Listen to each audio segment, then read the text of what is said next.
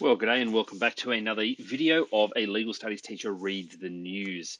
We're continuing with consumer options today, and this one's a little bit different. And I thought it might be helpful to just have a think. And I honestly haven't even read the article fully yet, but I thought, yes, this is a great one for you to listen to and hear what a legal studies teacher thinks when they're reading a news article. And I'm going to try and do it in real time. So this may not work very well at all, but we'll see what happens. I found this. ABC News. It's by Owen Jakes, or Jakes, my apologies. After going cold turkey on its pokies addiction, can Australia resist the urge to play again? Let's have a read. The glitter and sparkle of Australia's almost 200,000 poker machines have been dimmed since late March as part of coronavirus restrictions. Note that there's only 25 million of us, and of which there's only, 12 or 13 million adults. That's a huge number of poker machines for Australia to have. So, what happens when an entire country is forced to go cold turkey on one of its most intense addictions? Every Friday afternoon before COVID-19, Sydney City worker Sam, who asked us not to use his full name, was one of thousands who would head to the pub for a beer and a punt on the pokies. You just go in by yourself, put a bid, sit there half an hour or 20 minutes, have a beer, done, he said. It was a routine that followed a period of problem gambling for Sam, who said he used to pour hundreds of dollars into the pokies with each visit. I was pretty bad when I was a bit younger. I could do X amount of hundreds in a sit. Now I wouldn't even do 50, he said. He eventually sought a counsellor for help. The closing of gaming rooms has meant an end to his pokies time, but he hasn't quite stopped gambling. I usually spend all my Saturday with the sky racing in the background. I don't always gamble on every single race. No way, he said. Gamblers look to fill the gap. Australia spends big on pokies, the equivalent of $600 for each adult in the country per year. Now, you might be sitting there thinking, oh, okay, well, you spend more on groceries and you might spend, that's only a couple of concert tickets, but that's money that is lost. That's not money that's spent on an enjoyable 3 hour, enjoying Lady Gaga or whoever you want to listen to. That's money that's literally just put into the machine and it's gone. And that's for each adult. So I don't spend any money on gambling on pokies a year, neither does my wife. So someone's spending $1,800. And for every adult that doesn't, another adult is obviously spending a lot more than that. And the research shows that it's problem gamblers where all that money is coming from. We'll continue. Researchers are watching gamblers like Sam with interest. This is obviously a really challenging time for people who gamble, not only because they're experiencing changes to their usual routine, said Dr. Rebecca Jenkinson, who heads the Australian Gambling Research Centre. She said some might fill the gap left by the pokies with sports betting, lotto tickets, or even seeking out online poker machine games, which are illegal in Australia. But she expects the impact of real-life pokies will still loom large once the industry is allowed to push play again. We do know the greatest harm associated with gambling is related to poker machines. Absolutely, Dr. Jenkinson said. Chance to reset a dangerous habit. Monash University Associate Professor Charles Livington said that with pokies pulling in $7.5 billion every 6 months, even if only some was diverted to sports betting, it was still a torrent of cash. It's also important to remember that pokies are far and away the biggest source of gambling revenue in Australia and outweigh the online gaming sector by 5 to 1, he said. He hopes that for those who want to gamble less, this is an opportunity to find help or simply take a break. The important thing is that it does give people an opportunity to reset what has become, in many cases, a very unpleasant and dangerous habit, Professor Livingston said. Counting on returning punters, pokies are usually big money spinners, but for now they're just another cost. Clubs Queensland is asking the state government for a 6-month pause on gaming taxes, covering the past 3 months and the first 3 months once trading restarts. It says community clubs across the state employ 22,000 people and pump $2.2 billion into the state's economy. The industry is counting on people like Sam to come back to the pokies once the COVID-19 crisis has passed. But Sam said he was not looking to return to old habits when clubs reopen. I'm not looking to get into a routine of Friday night knock off to the pub anymore. I think I've had time to reflect. It depends what you're willing to lose. Okay, here's an article looking at consumers using pokie machines. So if we're looking and thinking about the syllabus and this concept of using the pokies, what have we got? Well, this is a contemporary example here. It's this concept of we had a certain status quo in the country of 200,000 poker machines using being used a lot, $600 per adult, $7.5 billion every 6 months. That's a huge amount. So what's happening here? Themes and challenges. Well, the role of the law in encouraging cooperation and resolving conflict in regard to consumers.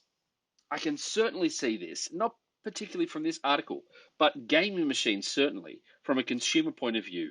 We get this question of, well, problem gamblers, we know, put the most money into gambling machines. So has the law worked to protect consumers?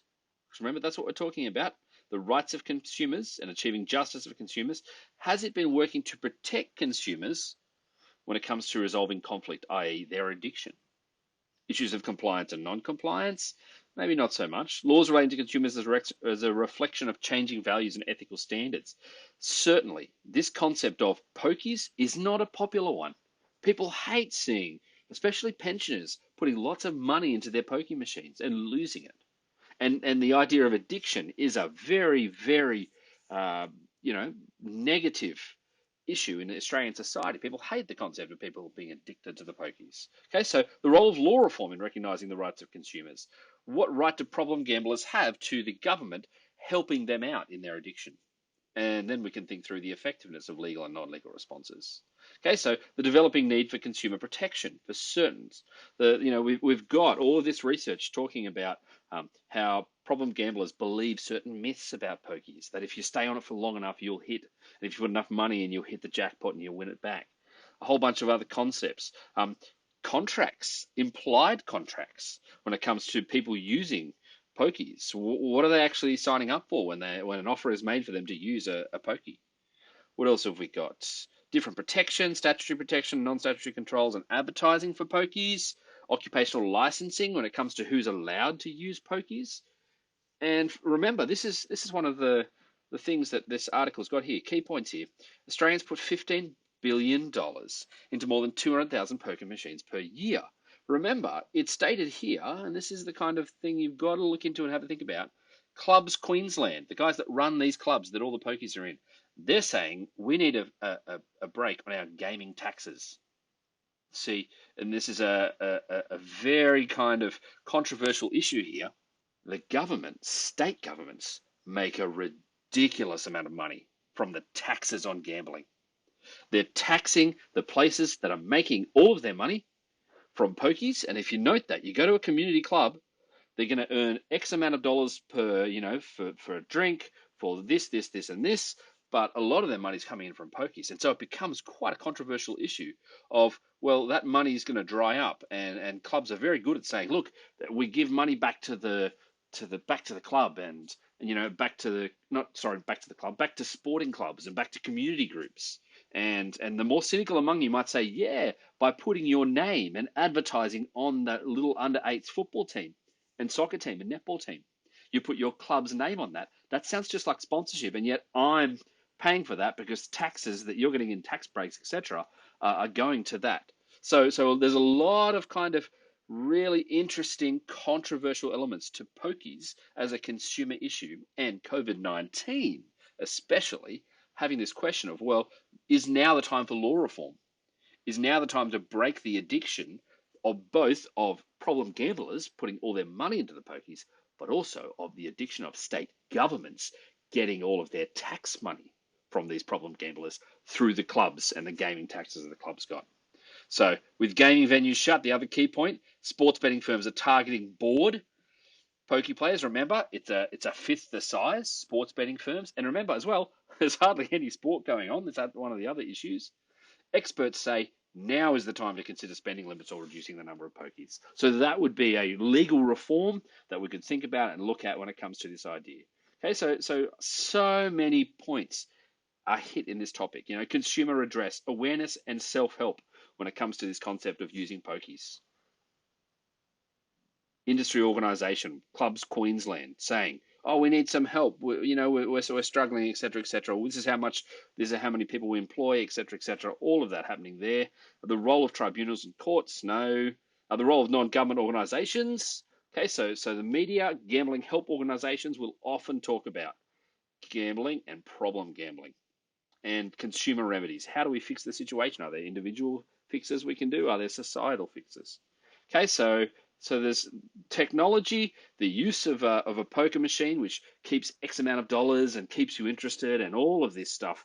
So a really good topic for those people that are doing consumer as an option to think through some of the themes, to think through the role of law reform, to think through laws relating to consumers as a reflection of changing values and ethical standards. There's so much in there. So check it out, do some research, have a look at some of the stats, and first of all, please, last of all, if you know anyone who needs help there, there's some of the places that you can call to have a chat to them if you yourself are a problem gambler and just like Sam, you need help. All right, guys, thanks for listening, and I'll see you next time.